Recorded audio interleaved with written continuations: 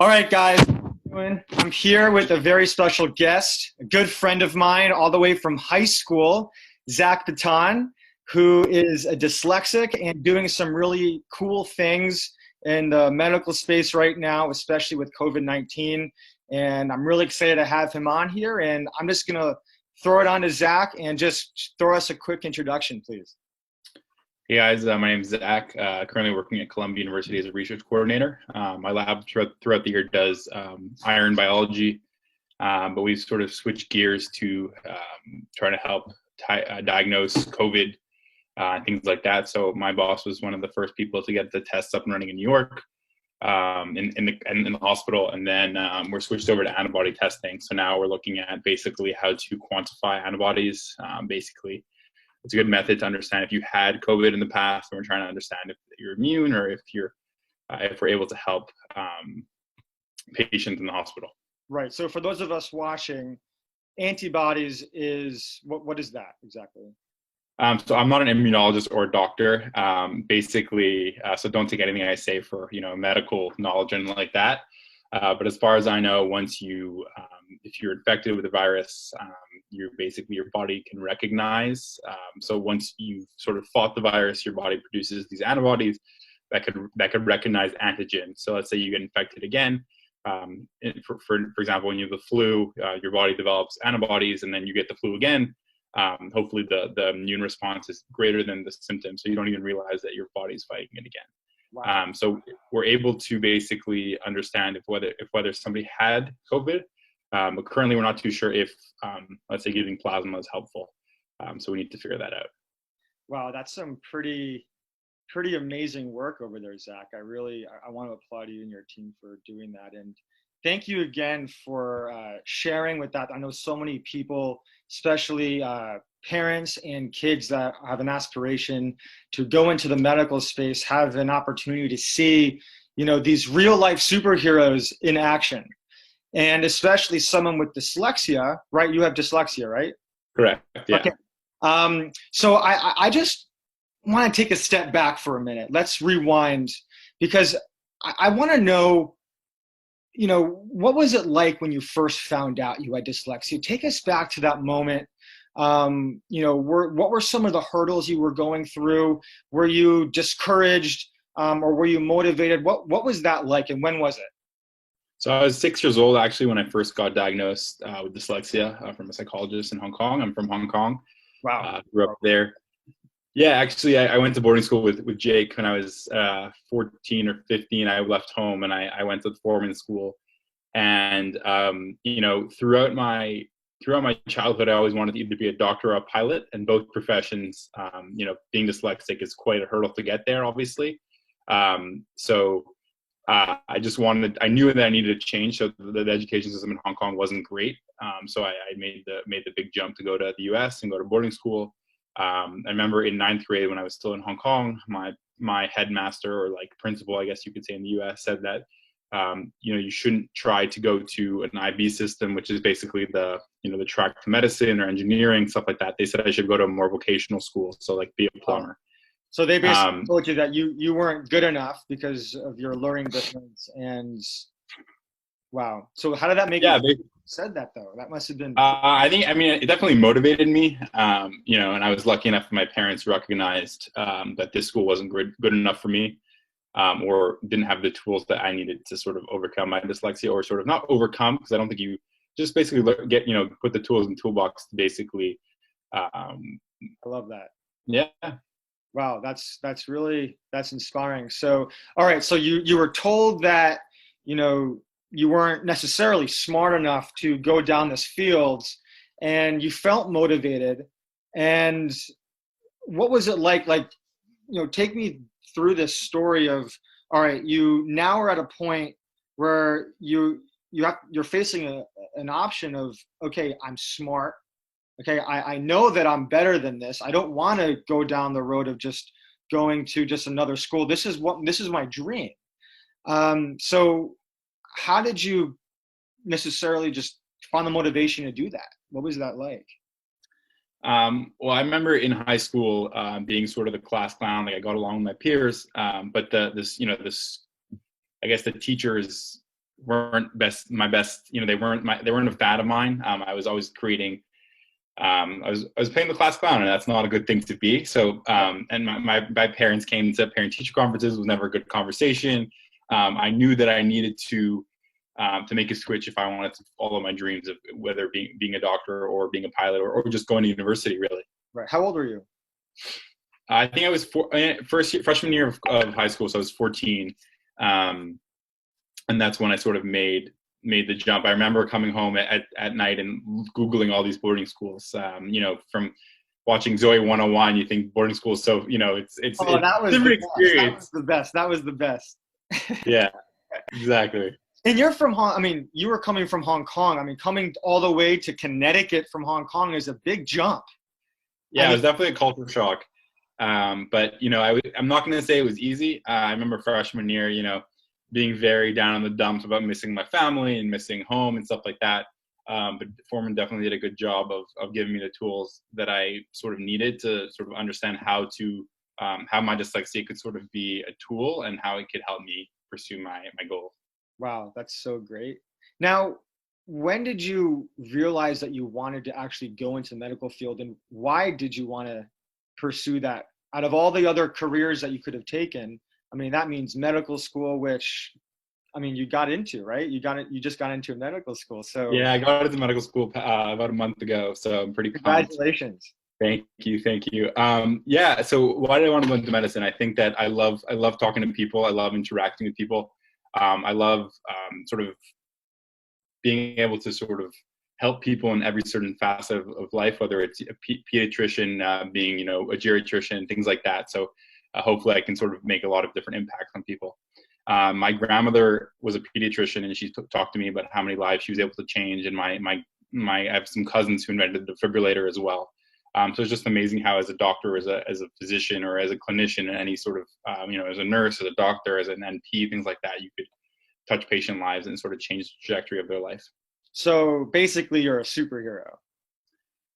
I'm trying to be. I'm trying to become a superhero. That's the goal. Yeah. Wow, that's so great. And do you find that your dyslexia, how is that playing a role in your pursuit to, in the medical field? Are there challenges with that? Do you actually find that there's perks? What's that like?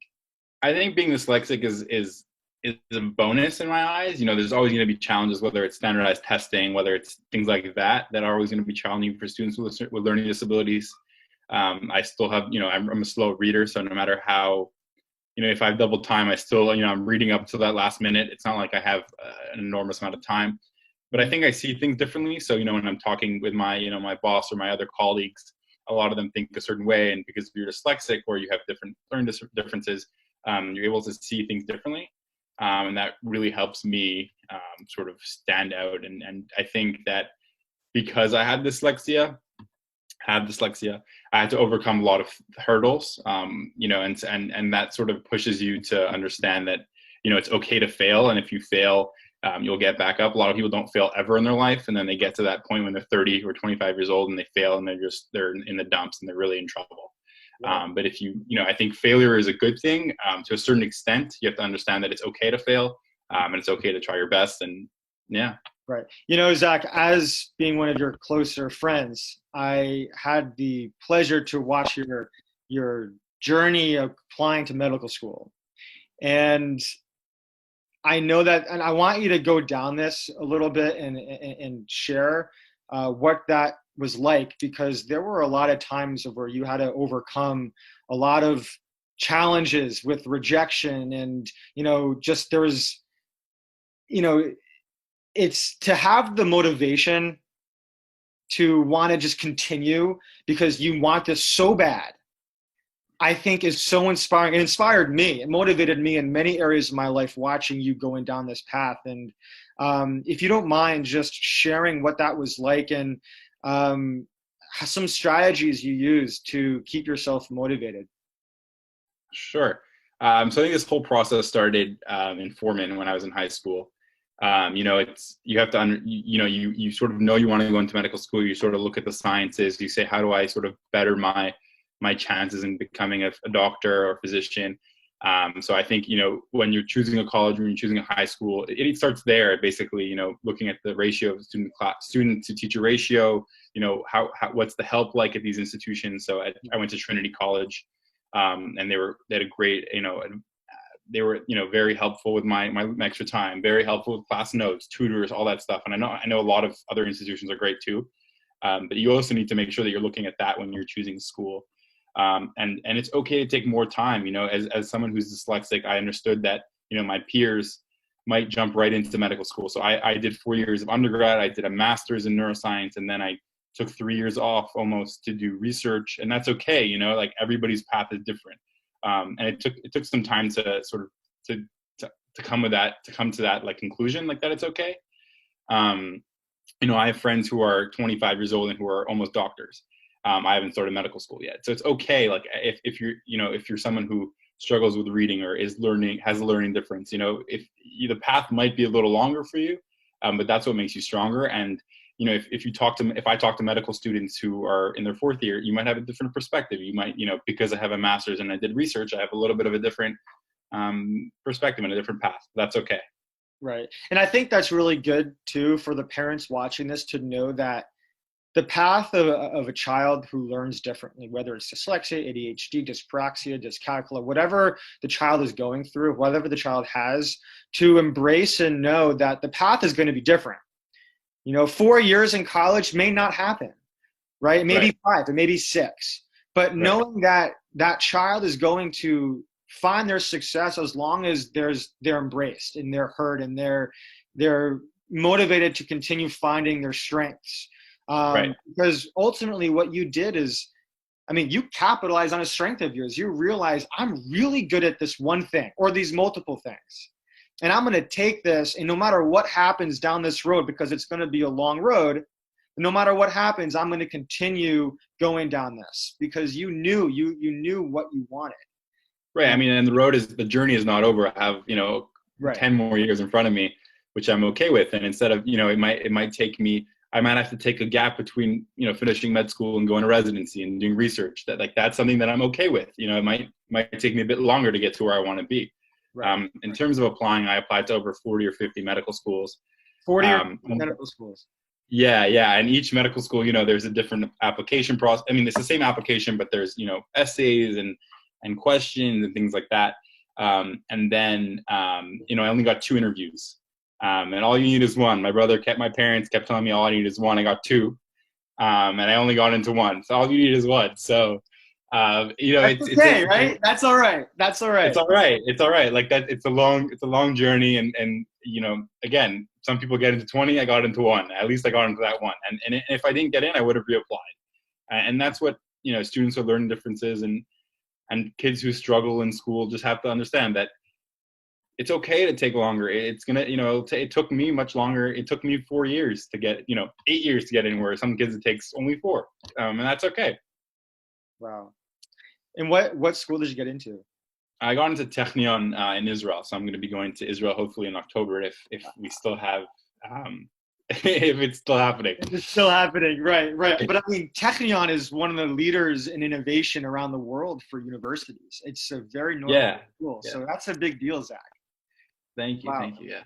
Yeah. Okay. So for the kids watching this, and there's a lot of kids out there that may aspire to be a doctor one day, and that may be struggling right now with reading or being home in this new environment and may feel discouraged. Maybe their teacher or someone told them the same thing, saying, oh, you're never going to be good at that because that's school and you're not good at that.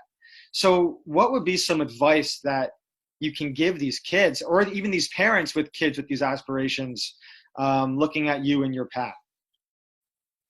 That's a great question. I think you just have to find something that you're passionate about. Again, whether it's medicine, whether it's being a pilot, whether it's being an engineer, whatever that may be, writer, boxer, whatever that may be, and sort of find joy in that.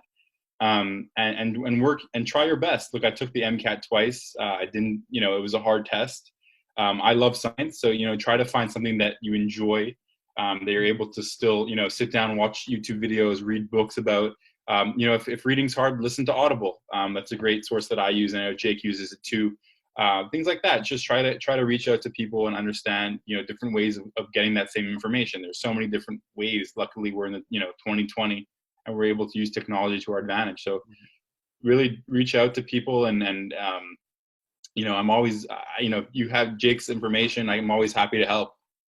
Wow, that's so great, Zach. Thank you. And I have just a few more questions here.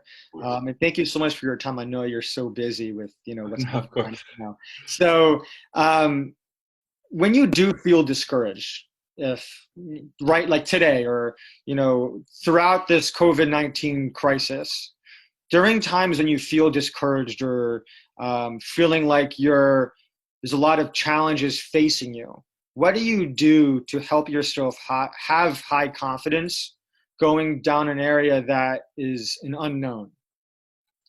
I think it's important to, mental health is very important. And I think that when people struggle in school, whether it's in life, people tend to sort of go and be insular and talk to them and just keep these thoughts in their head.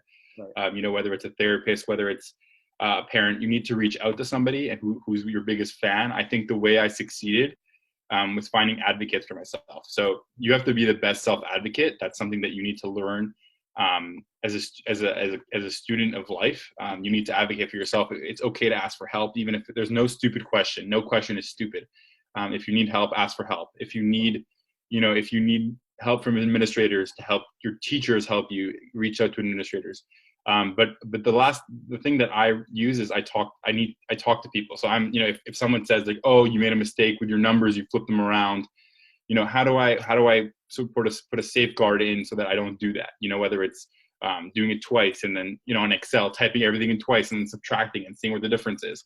It takes me three times as much time as it would just take to doing it once, but that's something I have to do. So just really finding workarounds, and it's okay again to take longer and right. do things the right way. Right. And was there an aha moment when you realized that? Did you have an aha moment that you can reflect on? When I realized what? When you realized just what you were just saying with, that you realized that you needed advocates in order to succeed, or you needed, my dyslexia is an actual strength of mine. Was there an aha moment? To be honest with you, I can't really remember an aha moment, but going to when I was at high school, one of my closest friends, I guess you could say, were the teachers. And in college, my closest friends / advocates were the professors. And then my closest friend now is my boss, one of my closest friends. So it's important to surround yourself with good people who believe in you. And that starts with your parents. If you're, the parents, even if you understand your kid has learning disability, you need to sort of believe in them and empower them, because it all starts with in the home. And if your parents believe in you, your teachers believe in you, your friends believe in you. In grade 2 or 3, my best friend, who I just spoke to for an hour today, actually funny enough lives in New York as well, would help me with my homework. This is grade 2, right? So I'm lucky enough that my friends believe I had trouble doing simple math or simple reading, and my friends helped me. So I think, and if I didn't ask for help, they wouldn't have helped me. I think it's very important to ask for help. And that's sort of, I guess, my aha moment was understanding, whoa, these people who are annoying, giving me homework, telling me to read, are actually my best advocates and my tool to success. Wow, that's so great. And I think that was a huge takeaway from Foreman also. Being at boarding school was, the teachers are more than just teachers. Right. You're coaches, you game with them, you work out, you just hang out with them, and you develop right. much more of a relationship than just a teacher. And that's something that right. helped me get through college and school as well. And when I work with my clients and when I mentor kids, this is the big thing right here is self-advocacy. We can learn all these strategies, how to read, how to self-advocate, all these things. But if we don't know how to actually communicate, if we don't know that these are the strategies that we need in order to be successful, and then how do you communicate that to someone who doesn't understand? Right. That right there, like your boss, for example, you knew that in order to survive, you needed to develop a relationship with your boss, and now it turned into a friendship. But right. when you first start, it's like when I first started in school, none of there was no academic support program. It was only what I had to put in place. So in order to survive, I had to build relationships with everyone. And it actually turned school from surviving to thriving. It happened like that in school and then in the workplace and now running my own business. Right. With advisors and advocating. And I think that's so important and such a great takeaway. End on here. I really can't imagine another question that can top that, that answer. So, Zach, do you have anything that you'd like to share? Any words of wisdom at all? Any final thoughts?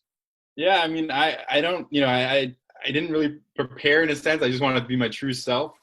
So I don't really, parting thoughts. I just think that, being dyslexic is a blessing, as well as, it's hard, having any learning difference. I'm not going to say it's not hard. Right. There's times I just turned 25. There are times where I speak to my family and friends and say, I don't know if I could do this. And I'm still second guessing myself. And, up until getting into medical school, I got rejected so many times. Anything in life, and it's okay to talk to people. So I think the biggest takeaway from all this COVID stuff and a lot of people feeling alone, you have to reach out to people. You need to, friends, family, healthcare providers, anything. You need to make sure you're talking and have an open dialogue. And I think communication is the best sort of key to success. When you go to a new school, when you go to a new, when you go to from second grade to third grade, fourth to fifth, you go to the teacher right away. You go and you have to be proactive. And I think that will help anybody with learning differences succeed. When you start a new job, say, if you try to feel your boss out and say, hey, like, I'm a hard worker. I just, one or two things that I want you to pay attention on. If I have a spelling mistake, just, shoot me an email. That might happen. I have dyslexia. And it's kind of scary to open up to somebody right away and say, hey, I have dyslexia. Mm-hmm. It's terrifying. What if someone's like, I don't want you because you're dyslexic. Right. But at the end of the day, that's not who you want to work with. Scary, but I think that communication is the best tool to success and advocacy as well. Right. If you don't at least ask, you'll never know. And right. By doing that, you were able to get what you wanted. And right. You had the confidence in order to do that. And I admire that. You are a role model of mine as well as friends. So I appreciate that. And so many people watching this, I'm sure, are appreciating what you're saying. And thank you for being a leader in this space, Zach. I mean, I'm excited to see where this takes you. So thank you for your time, and thank you for having me. Yeah, you got it, man. You got it. Well, again, guys, if you have any questions for Zach, please reach out to me and I'll be happy to put you guys in touch. And we're going to host a Facebook Live party coming up so that everyone could be together, and we'll be on to answer questions. I didn't yet tell Zach this, but we're doing it. Happy to do it. Yes. Awesome, guys. Well, thanks again, Zach, for coming on. And till next time, guys, stay safe, wear a mask, and use that. Wash your hands. Wash your hands, exactly. All right, guys. Take care. Right. Bye, Zach. Bye-bye.